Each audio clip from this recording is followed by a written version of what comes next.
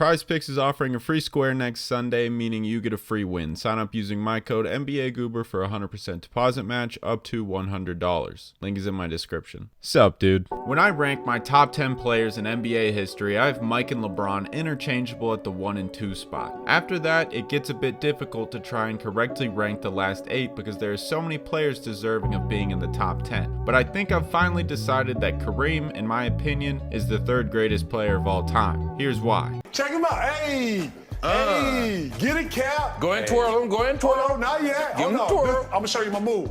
I'm gonna show you my move. I'm gonna show you my. The dude was a 7'2", highly skilled, unguardable force in the post. He currently holds the record for most points in NBA history with 38,387, averaging about 25 per game over his lengthy 20-season career. Of course, LeBron is very close to taking that number 1 spot, but hey, 2nd is still pretty good, right? He was able to rack up so many points because he was a big fucker who moved around the court as nimble as a cat. He was also super skinny, so instead of dominating the paint with force, he dominated using grace and elegance. His iconic skyhook is a great example of this. Utilizing his insane length, he calmly floats in the air with his arms stretched out and drops the ball in effortlessly. It's the most unguardable move ever. Only a handful of dudes can say they've blocked it. Along with the skyhook, he had plenty of other ways to get the ball in the basket, like laying or floating it over his defender, dunking, shooting a post fade, or even just a simple midi. Big men back in the day were railing lines of coke and beating the shit out of each other while Kareem was out there doing ballet. His averages from early in his career were absolutely absurd. His rookie year, he put up close to 30 and 15, winning Rookie of the Year. The next season, he won MVP, averaging 32 and 16, then went on to win the championship and Finals MVP. His 3rd year, he won MVP again, averaging 35 and 17. He was a complete monster right from the start. There was no learning curve for him. His first 4 years in the league, they didn't track blocks, but in his 5th season, they started, and in that 5th season, all the way up until he was like 34,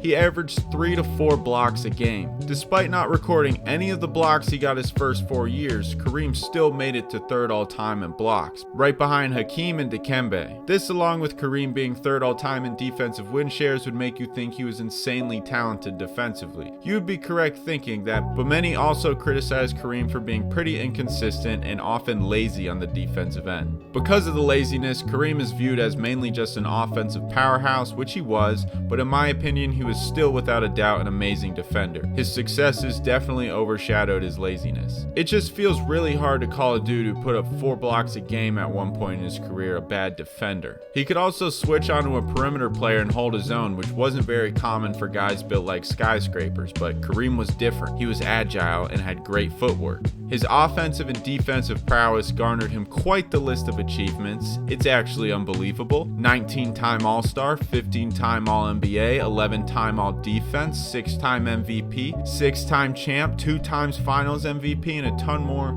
You get the point. You know, there's a reason some people call Kareem the GOAT. You just need to take one look at his list of achievements and you'll understand why. Something that might stick out in this list is the fact that he only has 2 Finals MVPs despite winning 6 rings. In my opinion, he should have 3 Finals MVPs because he deserved it over Magic in 1980, but still, there's 3 other championships where he wasn't the best player on the Lakers. Did Kareem suck in the finals? No. It's because his last 5 championships were won between the ages of 32 and 40.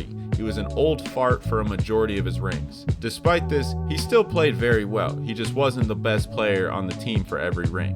His longevity and ability to stay healthy were extremely impressive. Standing at 7'2", being able to play 20 seasons without any major injuries is a crazy feat. His playstyle had to be a big factor in this. He played so soft and calm, he wasn't wearing himself out as fast as other dudes who played more intensely. I mean shit, he won the finals at 40 years old playing 30 minutes a night. That's pretty wild. Sure, he only averaged 13 and 4, but give him a break. It was like his 80th season. I feel like if he played in today's NBA, he'd still be pretty good, because I mean, he wasn't out there playing against 5'6" white dudes and just putting up numbers because he was huge. He was super skilled, playing dudes just as huge and dominating. I also believe there's nobody currently in the league that could guard his skyhook. Like, come on, Rudy Gobert?